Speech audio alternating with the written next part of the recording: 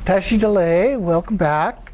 So this is week 7, and we have 4 somewhat short chapters today. First with chapter 12. Chapter 12 begins on 225 in the Ornament of Stainless Light. And this is a chapter on the Mandala.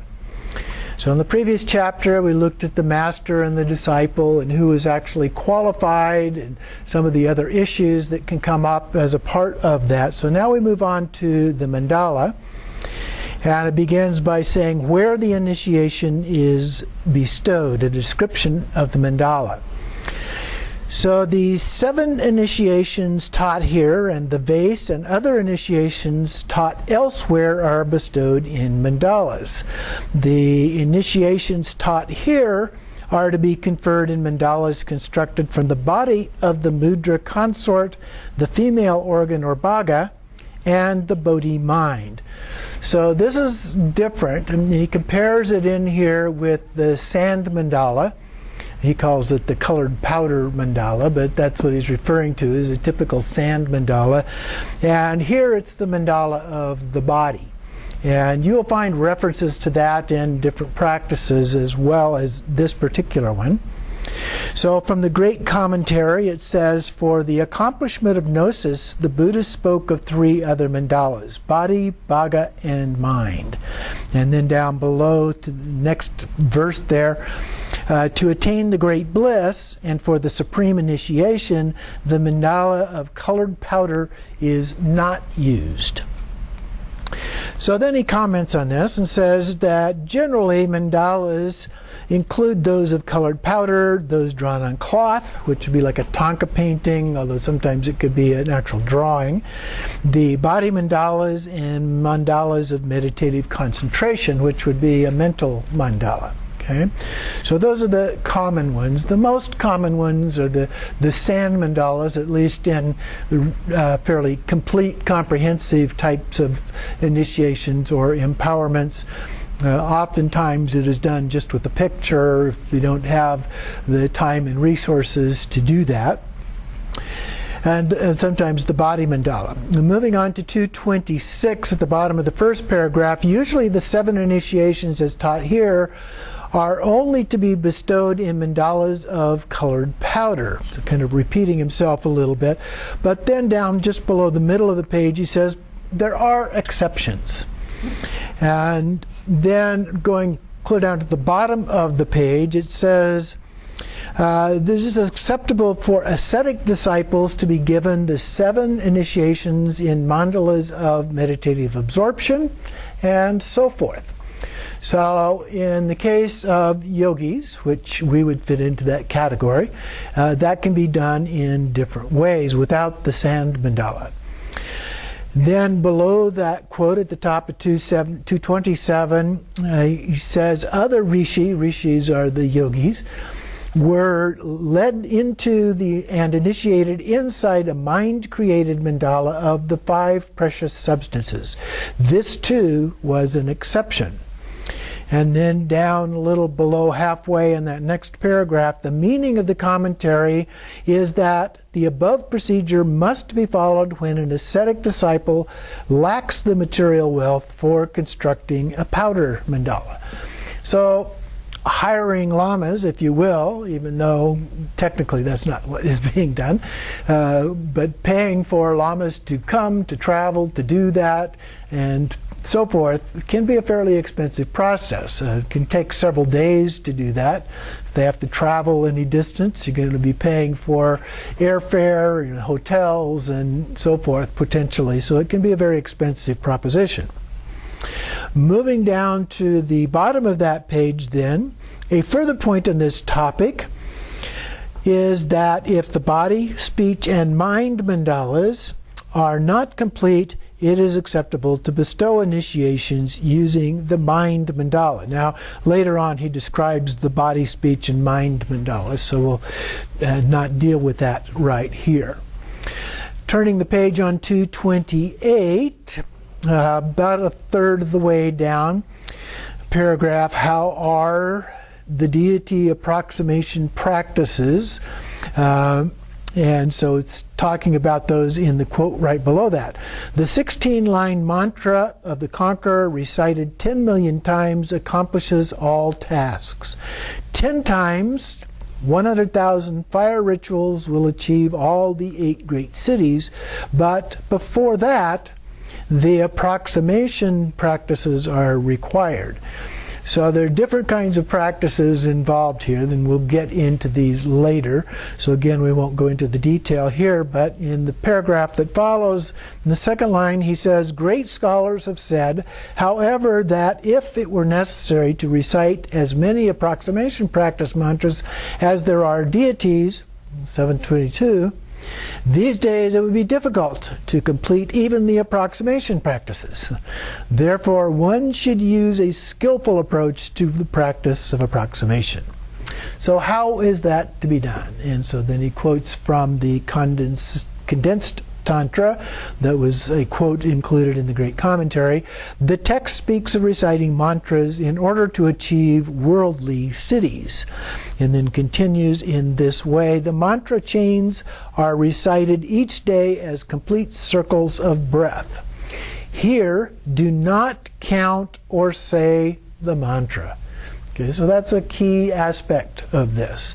And then together, top of the next page, together with the breath entering and leaving, concentrate on the letters of the mantra entering and leaving like a garland of flowers in forward and reverse order. So inwardly, the yogi performs 108,000 recitations in 5 days. In the 500 days, the yogi recites the 10,800,000 breaths. Then the body becomes pure. So I did a quick calculation, and based on that, that takes about 16 2/3 months. Okay? But you're just looking at it in terms of the breaths. And so as you think about the breaths coming and going, that is including the mantras without reciting them, but you just think about the sequence of the syllables associated with that coming and going, no counting, no reciting, but just letting it happen. Okay? But it does take still a considerable period of time for that to purify the body. Then below the quote, each line of the 72-line mantra chain lies between the 3 syllables Om Ah Home, which are the seeds of enlightened body, speech, and mind. The lines are also intertwined with the syllables of the Dakini and Daka name mantras and finalized with the syllable Pe. So that concludes that chapter. So we're going to move on then to the next chapter, 13, the initiations. So now we've talked about the master and disciple and the mandala. So now we actually talk about the initiations that are involved in this. And so we begin with the number of initiations. So there's a description here. First, there's a verse that talks about the different ones. And so on page 232, then he kind of summarizes this below the second quote there. This ascertains the number of initiations to be conferred. There are 7 initiations, beginning with the water initiation, which precede in accordance with stages of childhood.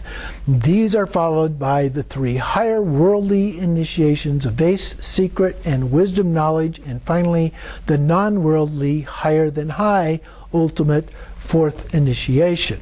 Well, if you count that, you have the 7 initiations, then you have the 3 that follow that, the base, secret, and wisdom, and then you have the non-worldly, which would be equivalent of the word or 4th initiation. That's 11 altogether.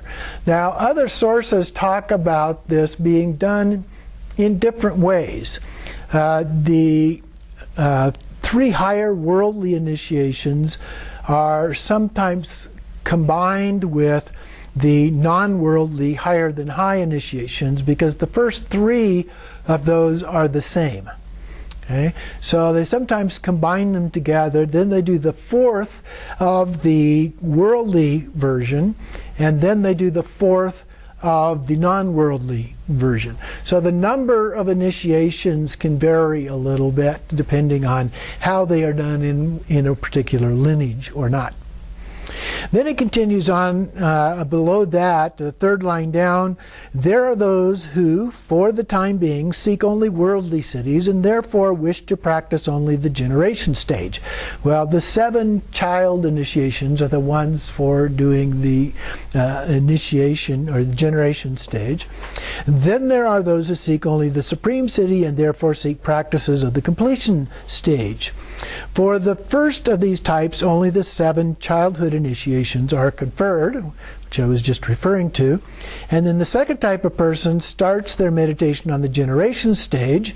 So they would start also with the 7 child initiations. And when that is perfected, practices the meditations on the completion stage in their entirety. So in that case, they need all 11 of those initiations. And then no other ones are actually required. But depending on how they are done, and there are these other higher than high initiations as well. So on the next page, 233 here, below the quotation and the first 2-line paragraph, however, 4 higher initiations and the 4 higher than high initiations have been taught, making 15 altogether.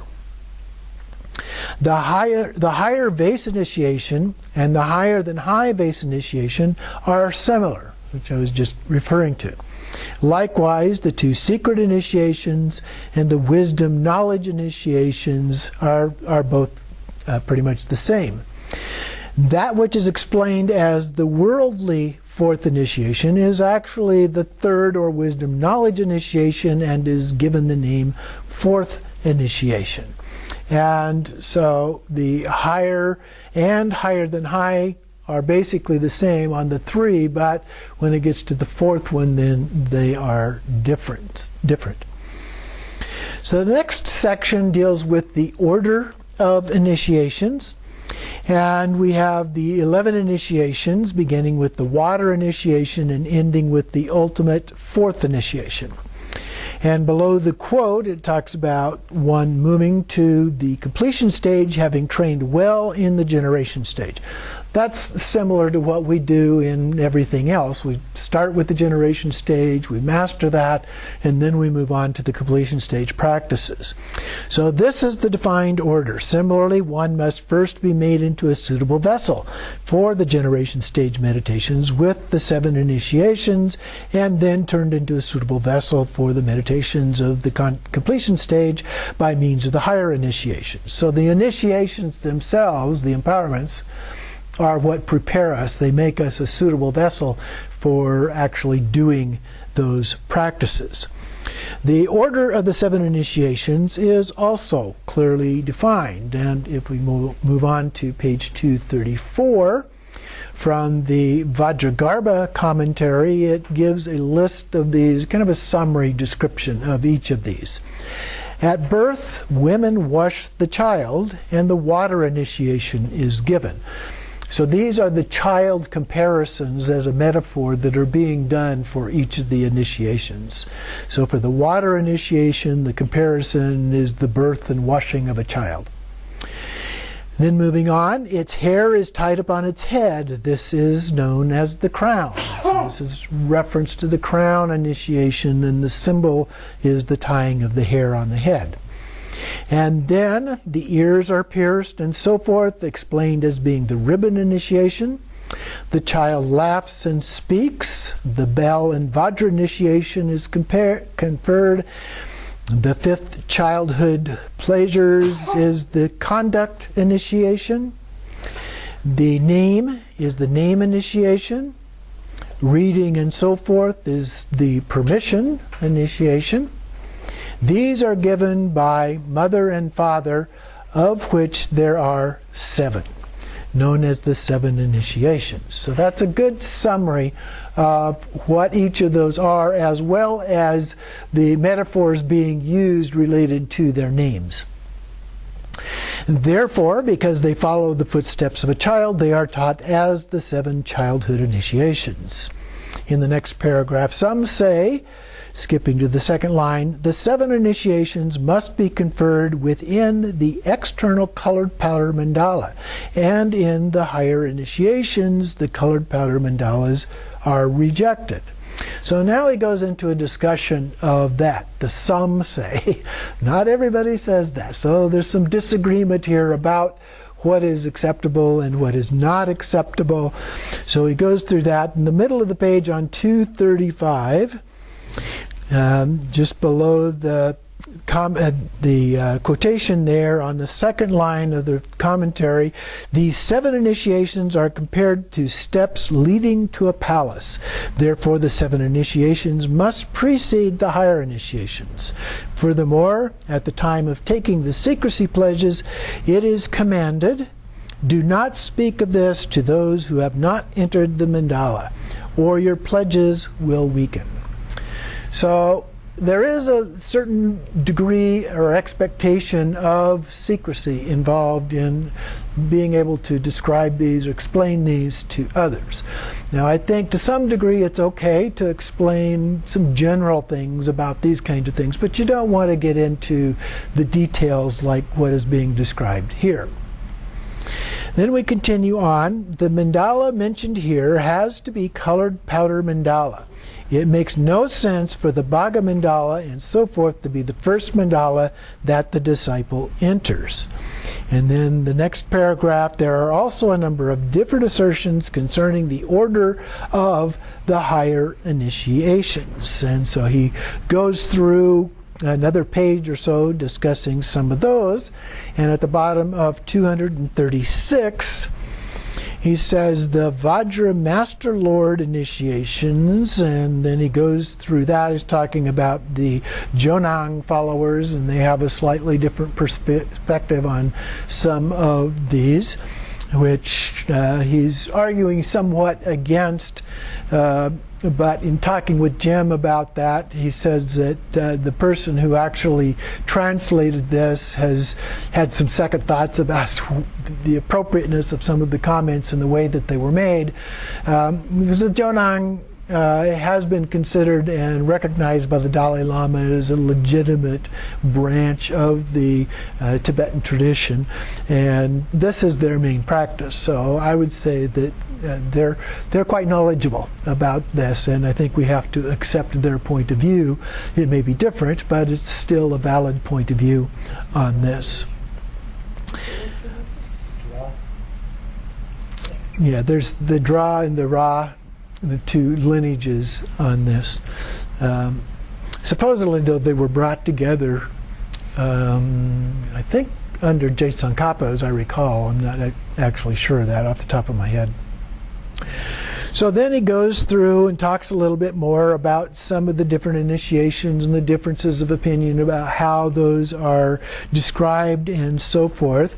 And then if we go on to page 238, the very bottom of the first paragraph, the great commentary divides these into 2. The higher initiations are of 2 kinds. One kind for leading sentient beings, for complete knowledge of the path, and for listening to the tantra. So that would be the approach used for most people as practitioners. The other confers the status of great Vajra master and creates the teacher. So there are those. Could divide it into 3 parts. There are those who are attaining the empowerments in order to do the generation stage. There are those who do the generation and completion stage. And then there are those who go on to be teachers. Therefore, the higher initiations are for listening to the Tantra and so forth, and the higher than high initiations of the Vajra Master Great Lord are for the teaching the Tantra to disciples and so forth. Now, when the Dalai Lama in Bodh Gaya this year did the initiation, he did all of those. He did the 7 initiations, he did the higher initiations as well as the higher than high initiations. And he explained it saying that, well, at some point you may get to the point where you are ready to teach these things, and therefore you will have the empowerment already to do that. And he had no problem doing that. Continuing on 239, then, in the first quotation, the Vajra Master initiation is conferred upon monks, novice monks, and laymen, and speech permission to teach the tantra is given. Okay, so you don't have to be a monk or a novice monk. He doesn't mention nuns in here, but I would assume that that has to do with the historical time frame in which this was given, in which nuns at that time were not being qualified to do that. Now they are, so I would assume that monks is a more generic term at this point to include all monastics.